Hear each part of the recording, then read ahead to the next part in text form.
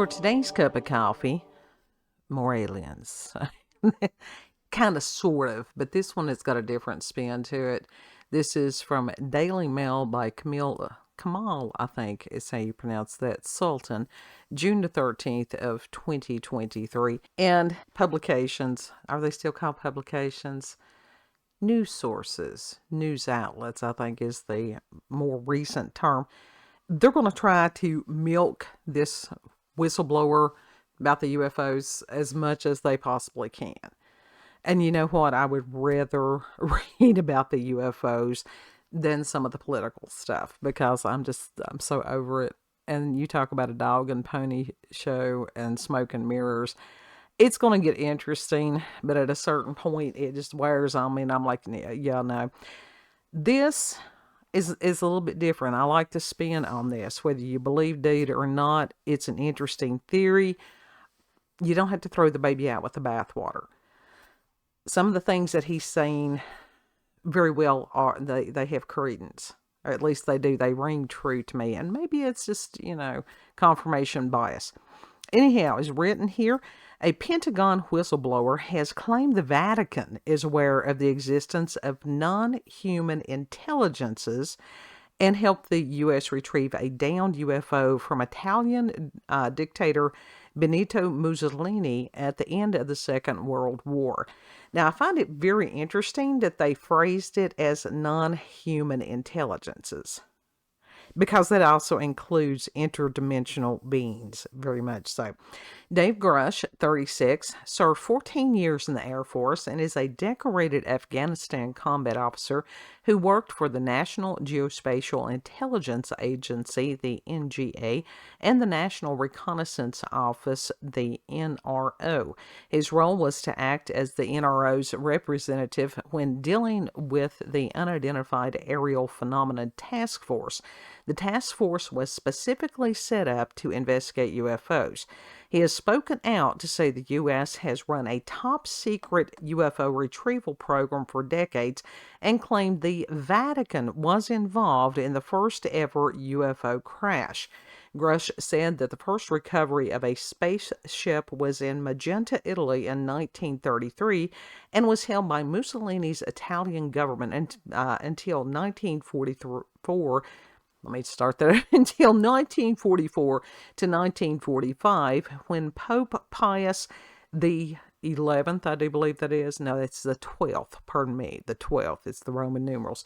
Tipped America off about it. He said the UFO was partially intact and held at a secure airbase until the U.S. retrieved it following the collapse of the fascist Italian regime. He told News Nation, quote, 1933 was the first recovery in Europe in Magenta, Italy. They recovered a partially intact vehicle, and the Italian government moved it to a secure airbase in Italy until around 1944 to 1945. The Pope back-channeled that and told the Americans what the Italians had, and we ended up scooping it. End quote. Grusch was then asked to clarify whether the Catholic Church was aware of non-human existence on Earth, and he replied, certainly, end quote. I thought everybody knew that. I really did. And on why his claims should be believed, he said, quote, I have the credentials, and I was an intelligence officer, end quote. I have credentials because I'm an intelligence officer. Yeah, that makes people raise an eyebrow on that. He added that the UFO sightings in Italy during Mussolini's dictatorship were widely known. Grusch went on to claim that first-hand accounts of sightings made by the dictator's men at the time contained crude drawings which looked like alien spaceships. During his interview, he said he wasn't able to provide evidence to his claims because the documents and data were classified. Yes, that phrase right there kind of made me want to scream today on one of the darkest days in American history. He said, quote, it's extremely nuts that humanity as a whole hasn't been benefiting from broad research on this. It could solve propulsion, energy problems, novel material science that can improve people's quality of life. It's just totally nuts how it is being protected and prohibits progress, end quote. When has the intelligence community of any government in any nation ever been concerned about improving the quality of life for the people? Grusch has also alleged that the U.S. is in an arms race with Russia and China to understand the extraterrestrial life. I don't know if that has anything to do with this race back to the moon or what, but something's going on with that. And in recent comments, he said the non-human intelligences have acted with malevolence and even killed some humans. Well, at least somebody has got a heads up on that, because, it's not a matter of eating Reese's Pieces and phone home and all that stuff. He stated, quote, "I think the logical fallacy there is, because they're advanced, they're kind. We'll never really understand their full intent, and that's because we're not them. But I think what appears to be malevolent activity has happened. That's based on nuclear site probing activities and witness testimony. While I can't get into the specifics because that would reveal certain U.S. classified operations, I was briefed by a few individuals on the program that there were malevolent events like that," end quote.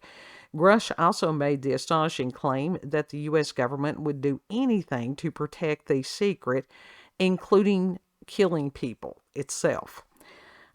There's a long history of the government killing people, and it has nothing to do with UFOs, aliens, or any of that. It just is, it's Game of Thrones, folks. He said, quote, "At the very least, I saw substantive evidence that white-collar crime was committed. Unfortunately, I've heard some really un-American things I don't want to repeat right now." What, like people going topless at the White House recently? Yeah. He claimed that some of the UFOs discovered have been as large as football fields. Grusch filed his report in July last year. At the time, the Intelligence Community Inspector General called the complaint urgent and credible. And the rest of the article is just a rehash of other things, except for the very last line. DailyMail.com has contacted the Vatican for comment. So I thought that was pretty cool. So many people that's been called conspiracy theorists have been found out to have been correct. And God bless Alex Jones, because he's been martyred for a very long time. They're admitting even some of the stuff as far as the chemicals in the water screwing hormones and stuff up. Oh yeah, that's real. All that was real.